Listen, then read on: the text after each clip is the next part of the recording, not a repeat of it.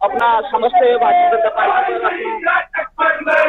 बहुत बड़ी खबर है सुष्मिता, मैं आऊंगा आपके पास। पार्वती दास की जीत हो गई है। 2726 वोटों से पार्वती दास की जीत की बात सामने आई है। दूसरे नंबर पर कांग्रेस के बसंत कुमार रहे। तो एक बार फिर से बागेश्वर सीट पर कमल खिला है। 2007 के बाद से लगातार भारतीय जनता पार्टी इस सीट पर जीतती आई है और एक बार फिर से उपचुनाव में बीजेपी की जीत बागेश्वर सीट पर हो गई है। औपचारिक ऐलान भी हो गया है। 14वें राउंड की मतगणना के बाद यहां पार्वती दास ने जीत हासिल कर ली है। पति चंदन राम दास के निधन के बाद भारतीय जनता पार्टी ने उनको चुनावी मैदान में उतारा।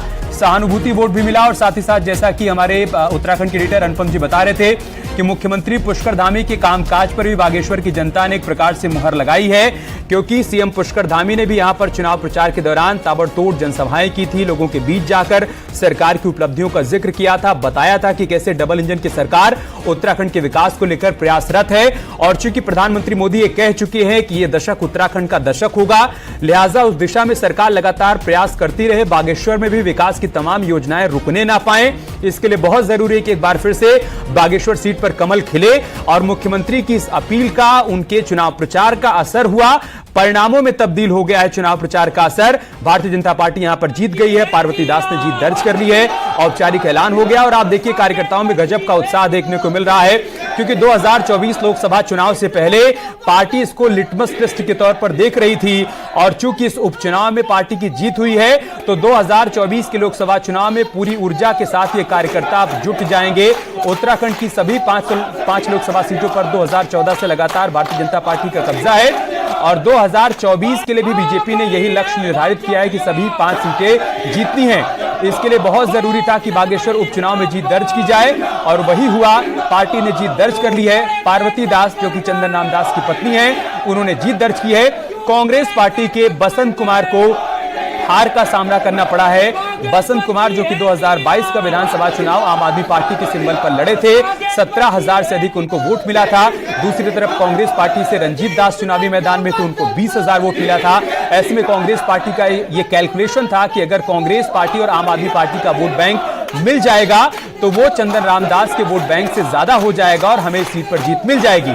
लेकिन जैसा कि हमारी सहयोगी सुष्मिता बता रही थी और साथ ही साथ अनुपम त्रिवेदी जी बता रहे थे कि सरकार के कामकाज से इतर यहां पर सहानुभूति वोट भी पार्वती दास को मिला और साथ ही साथ चंदन राम दास की जो व्यक्तिगत छवि थी उसका भी फायदा पार्टी को मिला है। आप ये तस्वीरें देखिए, पार्वती दास इस वक्त पूजा अर्चना करती हुई यहां पर नजर आ रही हैं। इससे पहले जब वो लोगों के बीच जा रही थी, नॉमिनेशन के दिन भी वो बार बार भावुक हो जा रही थी अपने पति को याद कर। लिहाजा बागेश्वर की जनता ने उनको जीत का तोहफा दिया है। जीत दर्ज कर ली है पार्वती दास ने और बागेश्वर सीट का इतिहास फिलहाल नहीं बदला है। 2007 से लगातार कमल खिल रहा है। जैसा कि हमने आपको बताया कि 2007 में चंदन राम दास चुनावी मैदान में उतरे, बागेश्वर सीट पर पहली बार उन्होंने जीत दर्ज की। उसके बाद 2012, 2017, 2022 4 बार वो लगातार इस सीट से जीतते रहे।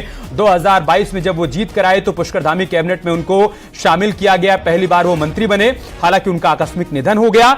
उसके बावजूद जबकि उनकी पत्नी चुनावी मैदान में उतरी तो एक बार फिर से बागेश्वर की जनता ने उनको वोट देकर विजयी बनाया। चलते हैं सुष्मिता के पास। सुष्मिता, जश्न शुरू हो गया है और ये जश्न बनता है क्योंकि 2024 लोकसभा चुनाव से पहले पार्टी इसको लिटमस टेस्ट के तौर पर देख रही थी और इस टेस्ट में न सिर्फ पार्वती दास पास हुई हैं बल्कि पार्टी भी पास हो गई है।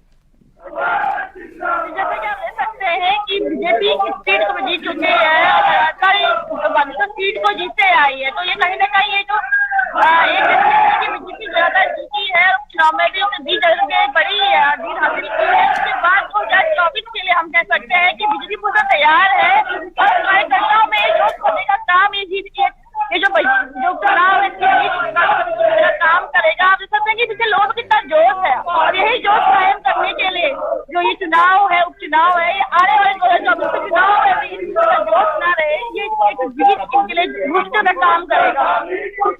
ठीक है, हम ये तस्वीरें भी दिखा रहे हैं। सुष्मिता, पार्वती दास यहाँ पर पूजा अर्चना करती हुई नजर आ रही हैं और हमने वो तस्वीर भी दिखाई थी जब वो नॉमिनेशन वाले दिन आप लोग उनसे सवाल कर रहे थे तो बार बार भावुक हो जा रही थी, वो अपने पति को याद कर रही थी। कह सकते हैं कि बागेश्वर की जनता ने उनको ये बड़ा तोहफा दिया है। चंदन राम दास के निधन के बाद जो दुख परिवार पर टूट पड़ा था, उस दुख से उबरने का एक मौका भी दिया है इस जीत के माध्यम से, ताकि चंदन राम दास बागेश्वर की जनता की जो सेवा कर रहे थे वो सेवा उनका परिवार अब उस सेवा को आगे बढ़ाए। कह सकते हैं सुष्मिता? जी, हम कह सकते हैं कि जिस तरीके से मैंने पहले दिवंगत नेता बाद पूरा बारिश शुरू किया था, लेकिन वही जब उनकी पत्नी को टिकट मिला उसके बाद सभी एकजुट होकर उनके लिए आगे आए और जी। जिस तरीके से की जीत इसमें हुई है उसमें हम देख सकते हैं कि किस तरीके से जनता ठीक का है। प्यार है एक श्रद्धांजलि के रूप में चंद्रदास जी के लिए सामने आया है। ठीक है सुष्मिता, आप बनी रहे हमारे साथ। अनुपम जी भी लगातार हमारे साथ बने हुए हैं। अनुपम जी, सुष्मिता जिस बात का जिक्र कर रही है कि चंदन राम दास के निधन के बाद जब पार्टी ने पार्वती दास को चुनावी मैदान में उतारा तो कार्यकर्ता नेता सारे बड़े चेहरे एकजुट हो गए इस बात के लिए कि हर हाल में पार्वती दास को जिताना है। इससे इतर अगर हम कांग्रेस पार्टी की बात करें, क्या वहां पर एक बार फिर से भीतरघात कांग्रेस पार्टी पर भारी पड़ गया? क्योंकि चुनाव से ठीक पहले रंजीत दास का कांग्रेस छोड़कर भारतीय जनता पार्टी में चले जाना क्या एक बड़ा झटका रहा पार्टी के लिए? देखिए, इस तरीके के जो जैसे आप कहते हैं अंग्रेजी में एक शब्द है टर्न कोट्स, यानी कि कुछ नेता यहाँ से वहां और वहां से यहाँ, ये दोनों पार्टियों में हुआ है। हाँ। कांग्रेस से भी कुछ लोग गए वहां और बीजेपी से भी कुछ छोटे मोटे नेता कांग्रेस की तरफ को आए जो नाराज थे।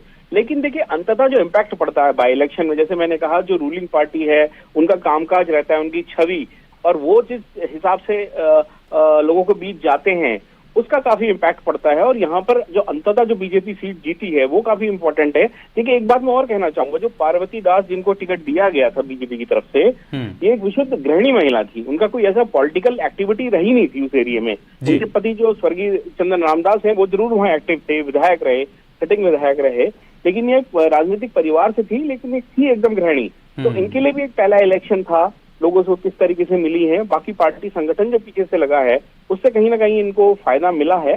चुनाव जरूर क्लोज था, लेकिन फिर भी 3000 वोटों के आसपास का ये अंतर है पूरे ईवीएम और बैलेट्स को मिला के, जो पोस्ट हैं उनको मिला के। तो कह सकते हैं कि बीजेपी ने अंततः अपनी सीट को बचाया है, साफ बचाई है।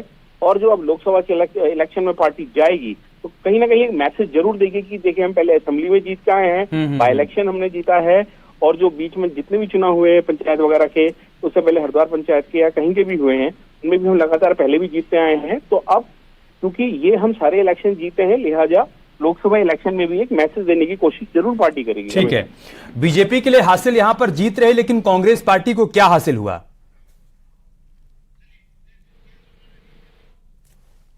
अपना समर्थन दिया, अपना आशीर्वाद दिया है।